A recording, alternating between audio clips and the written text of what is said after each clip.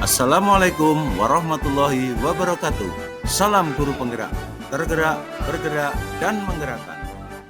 Perkenalkan, nama saya Triwahyudi SPD dari SD Negeri 1 Ringin Pitu, CGP Angkatan 9. Kali ini saya akan memaparkan koneksi antar materi, kesimpulan dan refleksi modul 1.1.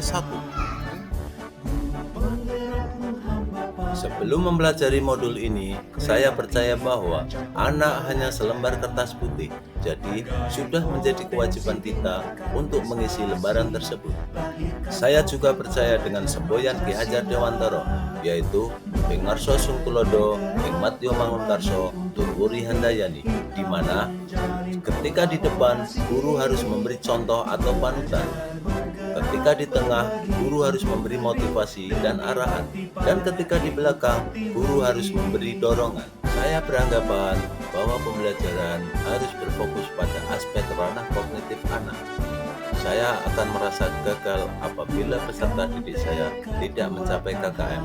Selain itu, saya juga beranggapan bahwa belajar harus berada di dalam kelas. Karena menurut saya, kelas merupakan tempat yang terbaik untuk anak didik saya dalam menempuh pembelajaran, sehingga anak-anak akan merasa lebih terkonsentrasi.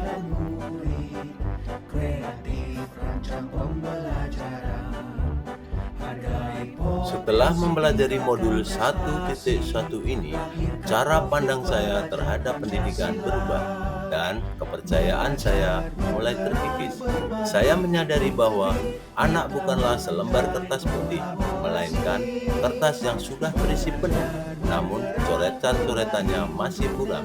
Coretan-coretan buram inilah yang menjadi sifat dasar anak, baik dan buruk, yang dibawa sejak lahir.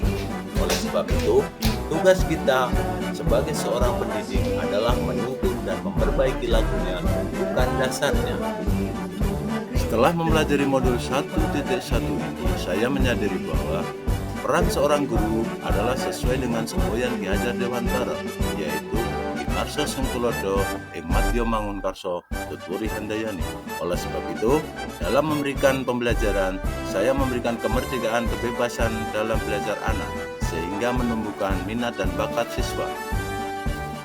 Selain itu, belajar harus menyesuaikan dengan kodrat anak, baik kodrat alam maupun kodrat zaman, di mana pembelajaran harus menyenangkan, sehingga tanpa sadar anak akan merasa termotivasi dalam pembelajaran. Saat ini saya sadar bahwa aspek kognitif bukan hal yang terpenting, melainkan harus diselaraskan dengan aspek afektif, yaitu dengan budi pekerti anak, di mana dengan budi pekerti dapat membentuk manusia yang humanis, sehingga anak didik akan menjadi anak yang disiplin, jujur, tanggung jawab, dan percaya diri. Dalam proses pembelajaran tidak harus di dalam kelas, justru anak harus bisa berinteraksi dengan lingkungan alam sekitar, karena dengan belajar di lingkungan alam sekitar, anak-anak dapat menghubungkan dengan kehidupan nyata.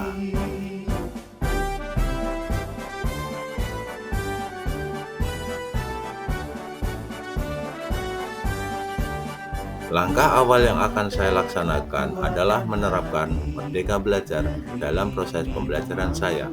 Saya akan mengajak peserta didik saya untuk ikut serta dalam merumuskan tujuan pembelajaran, sehingga mereka akan termotivasi dan antusias dalam mengikuti segala prosesnya.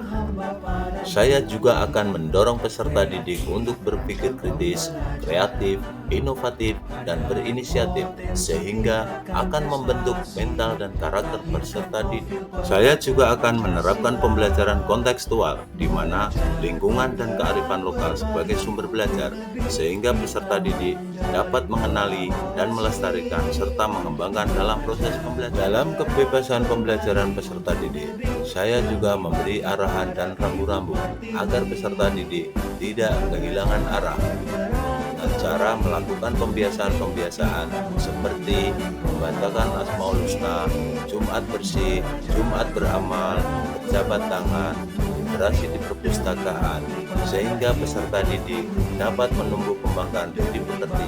Demikian yang bisa saya sampaikan, kurang lebihnya saya ucapkan terima kasih. Assalamualaikum warahmatullahi wabarakatuh.